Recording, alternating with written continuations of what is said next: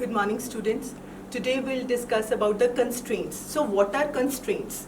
Constraints are the restrictions which are imposed on the system so as to simplify our problem. For example, consider a particle which is moving in the 3 dimensions. For example, a fly. Fly is moving in the air. It has x coordinate, it has y coordinate, it has z coordinate. Okay. So if you want to specify the motion of that housefly, you need 3 equations of motion, one along the x-axis, the other along the y-axis, and third one along the z-axis. But if I say that that fly is moving in the xy plane, then you only need 2 coordinates, x and y. That means 2 equations of motion. And if I further say that housefly is moving along a straight line, for example, it is moving on a wire, that means it has only one dimension, that is one coordinate, or I have only one equation of motion. So that means constraints are doing what? They are simplifying my problem mathematically. So constraints are the restrictions which are imposed on the system so as to simplify our problem. Okay? Now there are different types of constraints. The main classification of constraints is in 8 categories. First is scleronomic constraints. Scleronomic constraints. What are these constraints? The constraints which does not explicitly depend upon time, means those constraints or those equations of constraints which don't change with the time, they are called as scleronomic constraints. So they are which does not explicitly means directly, explicitly depend upon time. For example, I take the example of simple pendulum. What is the constraint of simple pendulum? The constraint is that the length of the pendulum should remain constant. Now this constraint is independent of time. In the morning the length should be constant, in the afternoon it should be constant, in the day, next day it should be constant, day after tomorrow it should be constant, and so on. So the constraint which is independent of time, does not change with time, is called as scleronomic constraint. Second constraint is rheonomic. Rheonomic constraint. The constraint which changes with time. For example, consider a pendulum whose length is changing. In the morning, the length is say 10 meter. In the afternoon, I have extended the length to 15 meter. So that system in which the constraint or the equation of constraint changes with time is called as rheonomic constraint. So that system in which equation of constraint changes with time.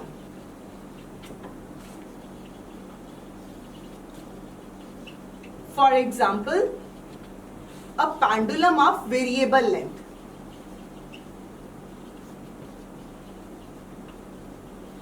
So on the basis of time, I have classified my constraints into 2 categories. One is which do not depend upon time, the other is which depends upon time. So depending upon your problem, you can use either this constraint or this constraint.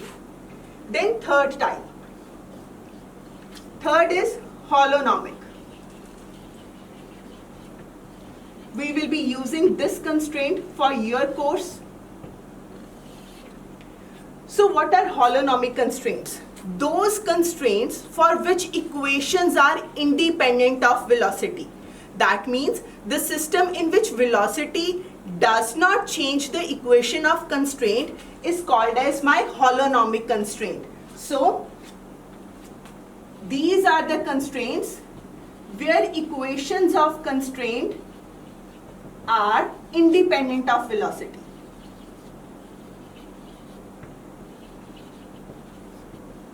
For example, rigid body. What is the constraint for rigid body? Very right. The constraint is that the interparticle distance should be fixed. So this interparticle distance is independent of the velocity of the particles. So what is the constraint for rigid body? The constraint for rigid body is that interparticle distance should be fixed. So what I mean by interparticle distance is that the distance between two particles should be constant. Okay. The next category is non-holonomic constraints.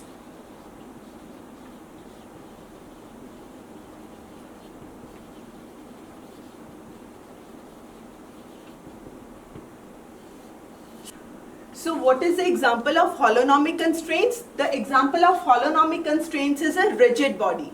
What is a rigid body? A rigid body is that body in which the interparticle distance is fixed. That means the distance between two particles is always constant and it does not depend upon the velocity of the particles. Next is the non-holonomic constraints. What are non-holonomic constraints? As they are independent of the velocity, so opposite to these, non-holonomic constraints are the functions of velocity. So those constraints which depend upon the velocity of the system or velocity of the body, they are called as non-holonomic constraints. So I can write those systems for which equations of constraint are irreducible functions of velocity.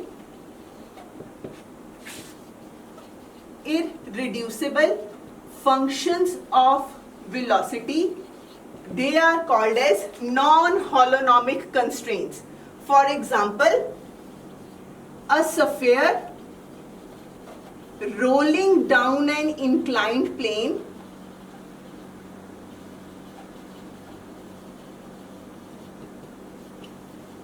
without sliding. So when a sphere is rolling down an inclined plane, you all know what is an inclined plane? The plane which makes an angle theta with the horizontal. So when a sphere is rolling down, it contributes to the non-holonomic constraint. But if a cylinder is rolling down, it will be a holonomic constraint. Okay? So to be more clear, if a cylinder rolls down,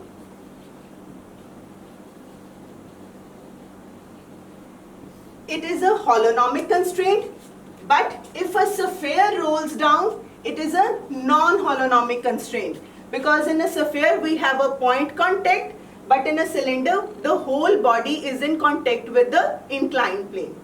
Next comes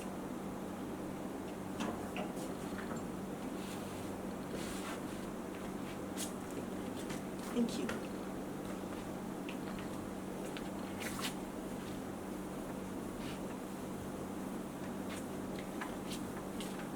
Next constraint is unilateral constraint.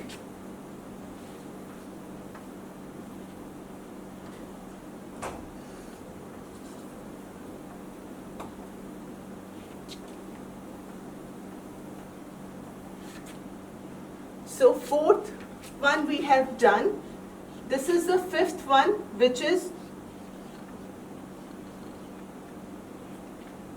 bilateral constraint or unilateral constraint. I have two types of constraints. One is unilateral and one is bilateral. So bilateral constraints are those which are represented in the form of equality. For example, a rigid body. What is the constraint for a rigid body? That interparticle distance is equal to a constant. So when I use equal to, it is bilateral. Okay? So, bilateral constraint.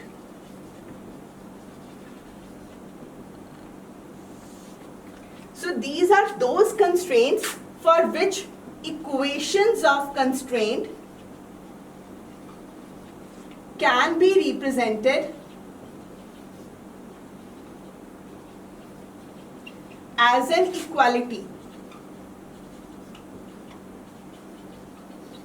Okay, for example, a rigid body.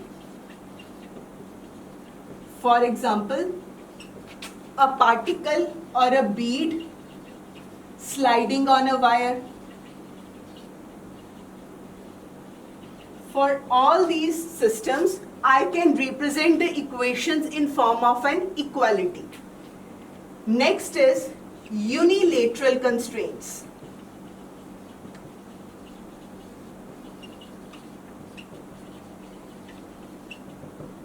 What are unilateral constraints? Those constraints for which equations cannot be represented in terms of equality. They can be represented either with the symbol greater than or with the symbol less than. For example, the equations of constraint can be represented by inequalities.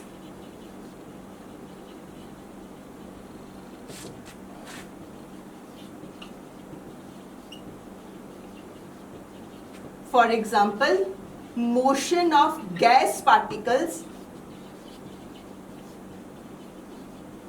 in a cylinder, in a box. So when gas particles are moving within a box, then the equations of constraint are represented in terms of inequalities, either greater than or less than. So such systems are called as unilateral systems. Next is conservative constraints.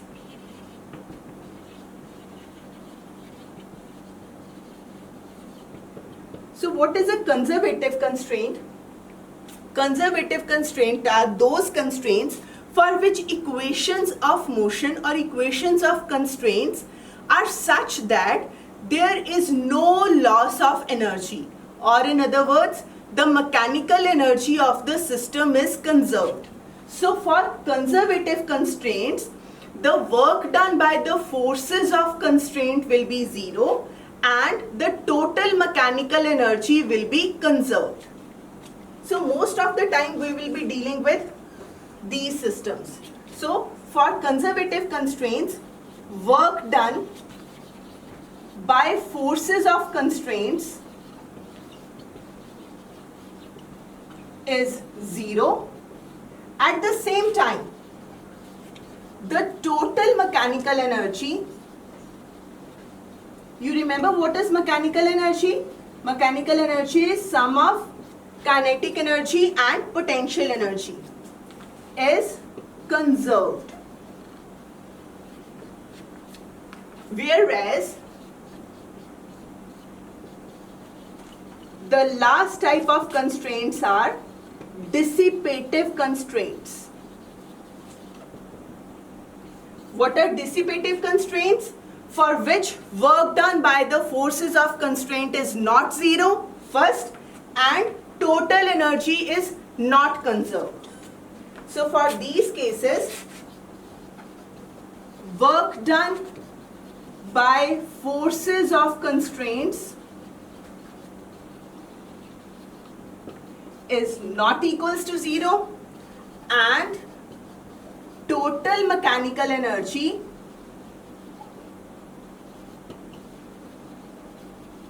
is not conserved.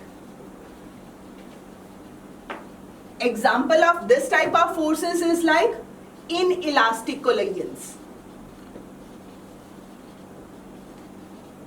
So whenever there are inelastic collisions between the particles and the wall of the cylinder in which they are enclosed, it is a dissipative system. When there are elastic collisions, it is a conservative system. So for elastic, it is conservative. For inelastic, it is dissipative. So let's recall, we have 8 types of constraints. First one, depend upon the time and does not depend upon the time. So rheonomic, which depends upon time, cyclonomic, which does not depend upon time. Next comes holonomic and non-holonomic. Holonomic, which are independent of velocity, non-holonomic, which depends upon velocity. Then bilateral and unilateral. Bilateral, which are in terms of equality, unilateral, which are in terms of inequality. Last, conservative and dissipative. Conservative, for which Forces of constraint don't do any work. Dissipative or non-conservative, for which forces of constraint perform some work.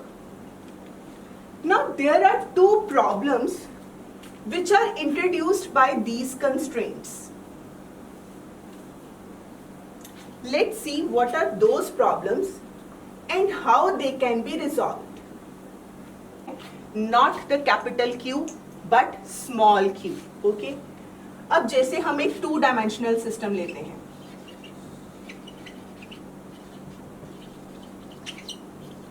For example, simple pendulum. Okay? Simple pendulum can be represented either in terms of xy or in terms of r and theta. So I have two choices. My first choice is that x1, q1 can be x, q2 can be y. That is, generalized coordinate can be x or generalized coordinate can be y. Or in the second system, q1 can be r, q2 can be theta. So if no equation of constraint is present, then generalized coordinate for the case of Cartesian system is first coordinate is x, second coordinate is y. For the polar coordinates, q1 is r, q2 is theta. Okay? And what is the relation between these two? R is equals to x square plus y square under root, and theta is equals to tan inverse y by x. So that means the two systems, they are interdependable or they are interconvertible into one another. So that means Q, it is function of x and y, Q, it is function of r and theta, depending upon my system of coordinates. So Q is either function of x and y or it is function of r and theta. This was a case of a single particle in 2 dimensions. What will happen if I have a system of n particles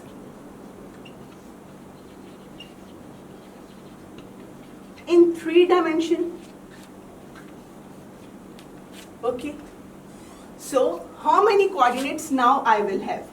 Q1, where Q1 will be function of x1, y1, z1, x2, y2, z2, so on up to xn, yn, zn and time. So generalized coordinate, it is function of position of first particle, position coordinates of second particle, so on up to position coordinates of nth particle and time. Second coordinate q2, this will be again function of x1, y1, z1, x2, y2, z2, xn, yn, zn and t. And in this way, I will have a total of 3 n coordinates such that q3n, this will be x1, y1, z1, x2, y2, z2, xn, yn, zn and t. Clear? So for a system of n particles in 3 dimensions, I will have 3n generalized coordinates. And these equations, they are called as equations of transformation.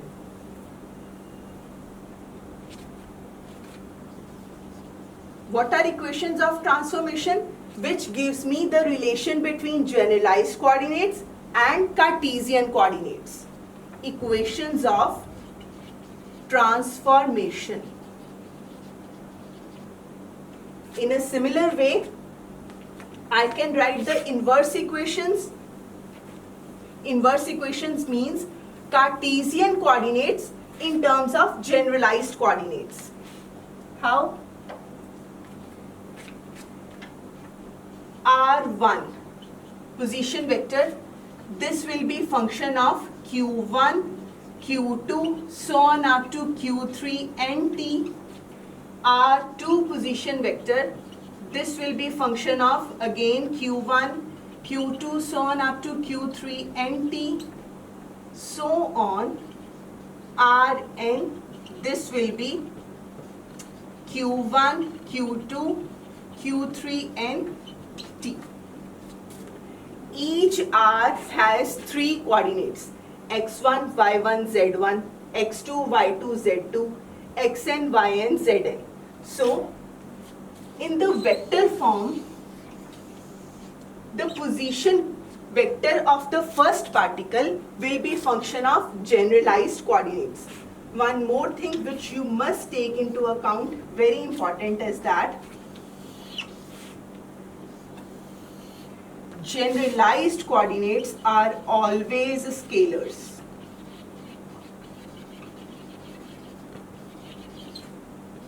Always scalar. They are not vectors, they are scalar quantities. That means they have only magnitude and they don't have any direction. This thing is useful to me because in Newton's laws of motion, I have to deal with the vectors. And you know that vectors have both direction as well as magnitude. But we will be formulating a new mechanics, that is Lagrangian mechanics, in which we will be working with generalized coordinates, and they are scalars. So generalized coordinates in general are Qj, where Qj is function of x1, x, y1, z1, x2, y2, z2, so on up to xn, yn and zn. Okay, so Qj is a representation for generalized coordinates.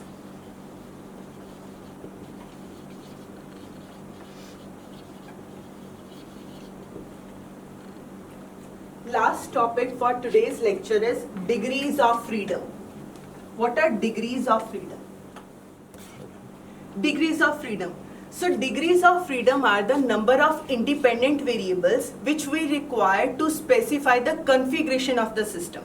So minimum number of independent is important, minimum number of independent variables which are required to specify the configuration of system. Configuration of system means to represent the properties of the system, that what is its position, what is its velocity, momentum, force and so on.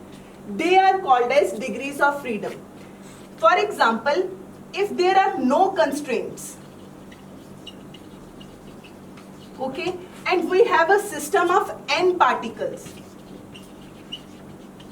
then degrees of freedom is 3n. I require minimum of 3n coordinates to specify my system. But if there are k constraints, for example 3, 4, 5 and so on, then the degrees of freedom will be reduced by the number of equations of constraint, because constraints make the variables dependent. So when the variables are dependent, they cannot be taken into degrees of freedom. Degrees of freedom are only independent variables. So number of independent variables will be total number of variables minus the equations of constraints, that is 3n minus k. Okay. Thank you so much. This is today's lecture. Thank you.